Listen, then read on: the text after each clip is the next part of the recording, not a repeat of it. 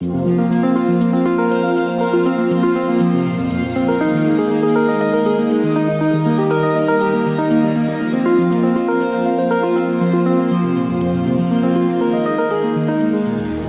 we are here to talk about ways in which you can engage the students inside the classroom and really create a community with them. GGC is all about student engagement. How can we as professors find a way to meet with our students inside the classroom, outside the classroom, and to make it an environment where they want to come to class, where they want to participate, and where they get to know you and each other. And I've come up with 3 unique ways to do that. And I'm calling it the first 3 encounters. And so we'll start with connect. On the very first day of class, students have anxiety. Am I in the right class? Is this going to be too tough for me? I don't know anyone. And so a good way to connect with them on that first day is to create some kind of fun, quirky exercise. And I usually tend to leave it towards the end of the class. Professors have a lot of anxiety about content, right? We have to cover the syllabus, we have to give them our information, create expectations, and so we do that during the first half of the class. But for the second half of the class, why not interject something that will be fun? And so for me, that's the name game. I've done it for a number of years, and it's just a way to break the ice, and it's a way for students to laugh in many ways and to get to know each other. And so what I do is I go around the room. First student says their name, second student, and so forth, and we go around the room. And by the time they get to student number 4 or 5, this thing becomes hysterical. And so they have found a way to loosen up. They learn about each other, and I learn about them. One more variation on the name game that you can do is something really fun.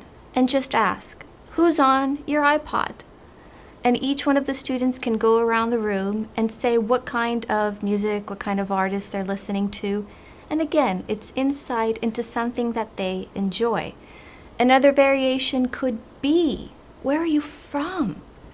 And it's a very simple question, but in our internationalized global classrooms, this really makes a difference. The second part of the 3 encounters is to contact. On the very first day, we connected with the students and we found a way to start building that relationship with them. At mid-semester, what I like to do is hold one-on-one student conferences with each student. And this is my way to connect and touch base with them and let them know, how have they done for the first 8 weeks? What do they need to do different or better in the last 8 weeks so that they pass the course with a very good grade and so that they take ownership of their education? While I'm holding these student conferences, I have already built into the syllabus modules. And so the students that are meeting with me, their responsibility that day is to come to class, to turn in an assignment, and to meet with me. For the students that are outside of class, I have built in an independent research day where they are working on a particular assignment and they need to do research at the library. They could be doing collaborative work. And so they have an assignment that is due the next class period and they are meeting with their groups outside of class time. And another way to hold your mid-semester student conference is if you're a techie professor, to get out your iPad and to pull up your gradebook on Blackboard and show the student individually how their progress is going so far. You could bring your laptop to class. The student could bring his or her laptop and do it electronically. And that way the student also has a record of how they've been doing so far in the semester.